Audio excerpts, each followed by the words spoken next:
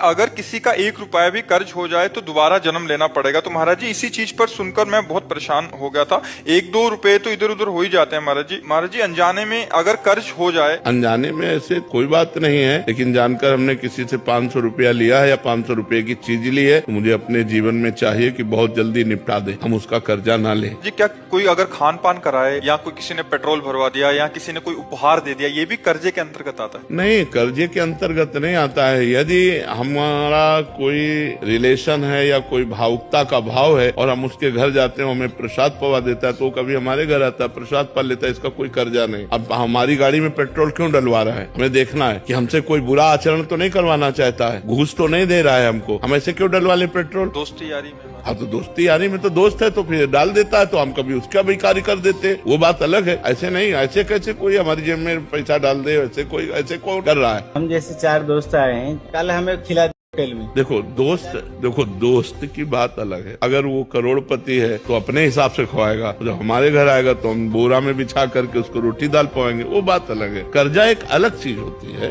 ये खान पान, मान लो वो हमको रबड़ी पवा रहा है, हमारी सामर्थ्य, तो हम चाय पिला रहे तो तुम्हारी चाय उसकी रबड़ी की समानता कर लेंगे, क्योंकि आप गरीब आदमी हो, धनी है और दोनों दोस्त हैं, तो 1000 रुपए का भोजन पवा देता है, हमारे पास पानी है तो हम केवल पानी पिला देते हैं, तो बराबर हो जाएगा। मन से कोई अगर किसी का 1 रुपया भी कर्ज हो जाए तो दोबारा जन्म लेना पड़ेगा। तो महाराज जी इसी चीज पर सुनकर मैं बहुत परेशान हो गया था। 1-2 रुपए तो इधर उधर हो ही जाते हैं महाराज जी। महाराज जी अनजाने में अगर कर्ज हो जाए। अनजाने में ऐसे कोई बात नहीं है, लेकिन